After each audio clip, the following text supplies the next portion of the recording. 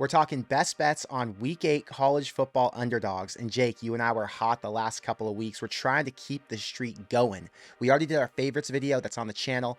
Now we're on to the underdogs. We're going to start off with Utah at USC. I've got -7 on the screen, but I just checked, and it has now moved to USC -6. How do you feel about this one? We faded USC last week. USC looked horrible. We said USC had a Swiss cheese D. They have 48 points to Notre Dame. I know that everyone wants to take USC in this spot. Utah's still on their third string quarterback. I don't think Cam Rising is going to be out. If he's in, it certainly is even better for Utah at this point, who I'm on, if you haven't guessed by this point, given that this is an underdogs video. But Utah's defense is really, really good. Now, I don't know if they're as good as Notre Dame's, but Notre Dame held USC to only 20 points last week, and Caleb Williams did not look particularly good. In fact, his Heisman odds dropped from being the favorite to being plus 5,000 at some point during the game. He's now moved up to plus 3,000 because I'm sure people started smashing him, being like, well, if he's plus 5,000 after one bad game, all it takes is Penix to get injured or have a bad game, and Williams is suddenly back in the race. So I can see why they'd bet on him. But I just don't see the USC's ability to contain Utah's offense, regardless of who's at quarterback. Their defense can't stop anyone. They've given up points to every single team they've played this season. I think Utah's D is strong enough to be able to get stops.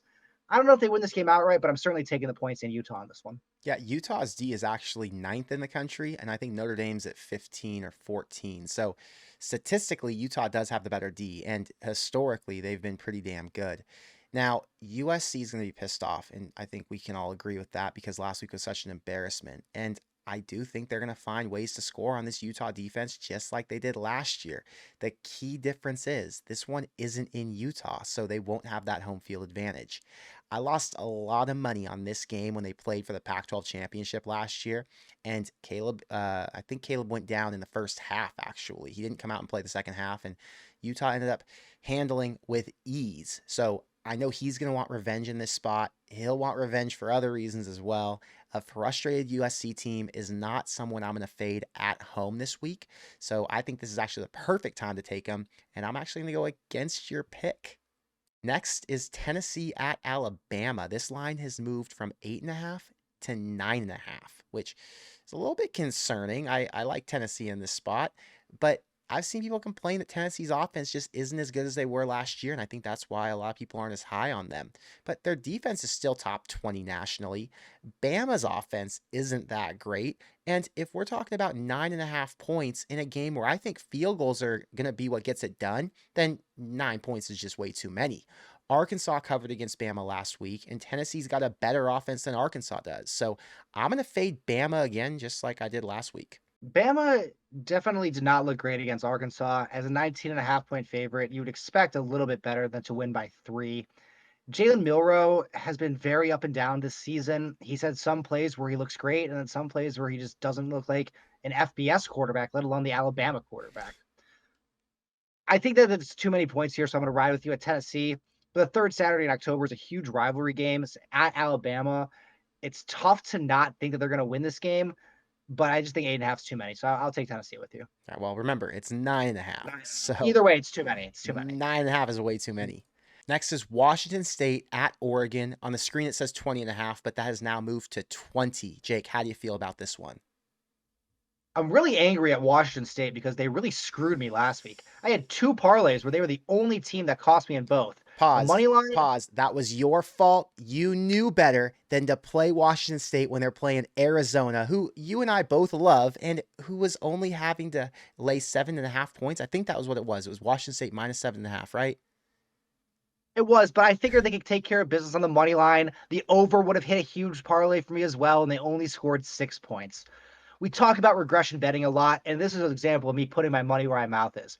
I could be upset at Washington State. They played horrible. They cost me multiple thousands of dollars. Let's just say that if both parlays would have hit.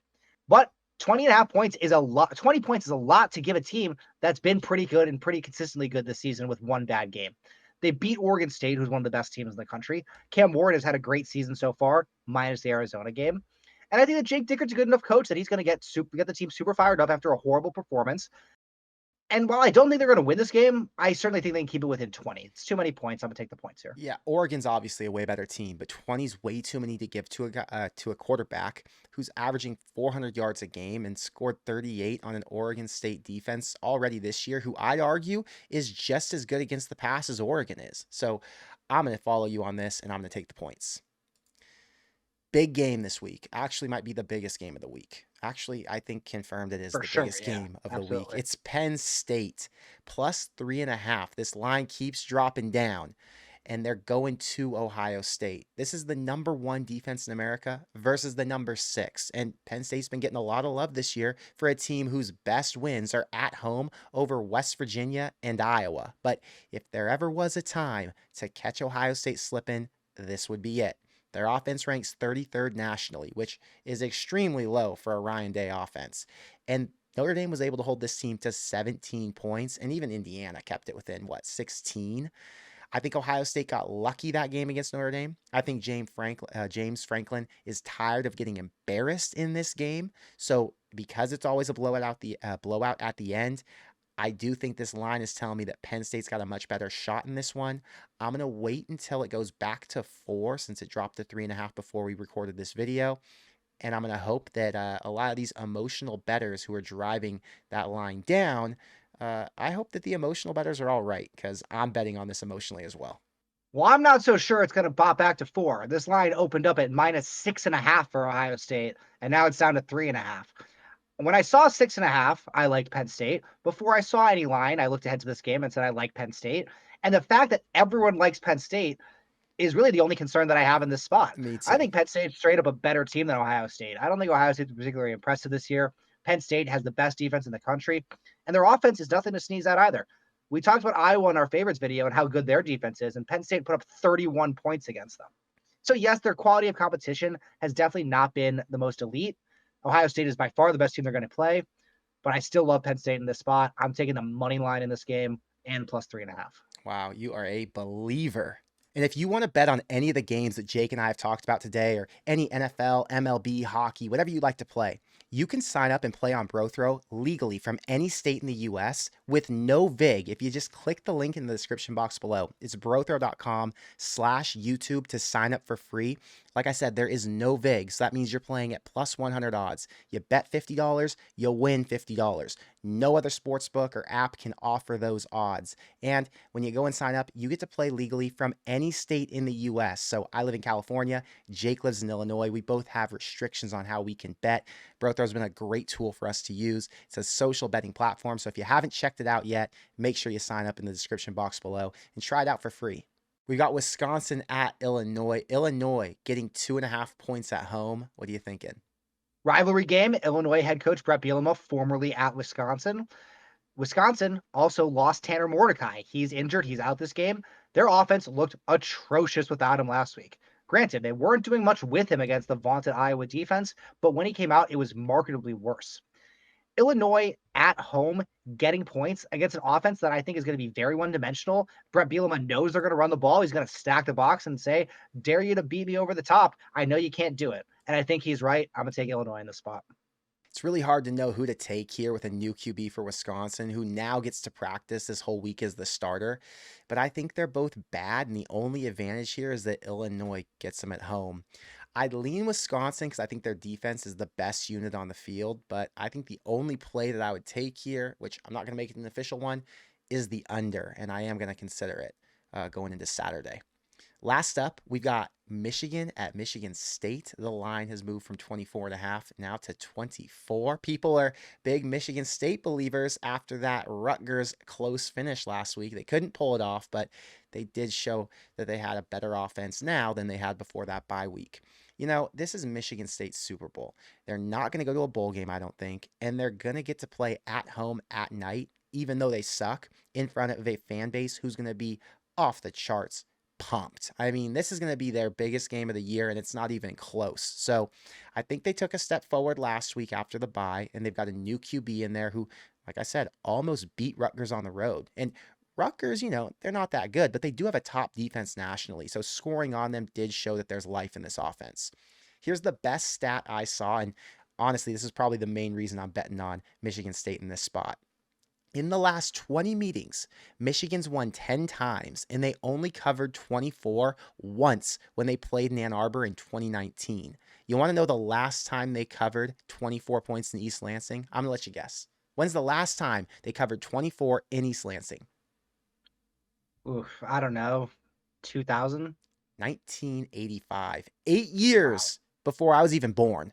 So this is an Shout obvious out Bo play. Schembechler. Yeah, obvious play for me. I have to take Michigan State, even though I hate Michigan State. I think they suck, and I think Michigan is the best team in college football. Yeah, Michigan State the last 3 weeks, ever since they fired Mel Tucker, was firmly an auto fade category for me. Just you see Michigan State, you take against them. But last week against Rutgers, they benched Noah Kim for Caden Hauser, and Hauser looked really good to me. I don't understand how the coaches watched both of them in practice and said Kim is the better quarterback for the entire season. And only after they had played so atrociously, they're finally like, okay, well, we don't have anything to lose by going to Hauser. But he looked great. And as you said, this is a rivalry game at Michigan State at night. This is their Super Bowl 1000%. They're not going to make a bowl game, in my opinion. They're not going to have a lot of success, in my opinion, if they're not going to be relatively competitive in this game. This game, I think, it could be an entire program or season-changing win for them if they can just keep it close. They're not going to win this game, Yeah. but just keeping it close, I think, is going to keep the team motivated, keep the fans engaged, and a downright just dominating performance by Michigan will completely kill a lot of interest in this season. Michigan certainly has the offense to do so.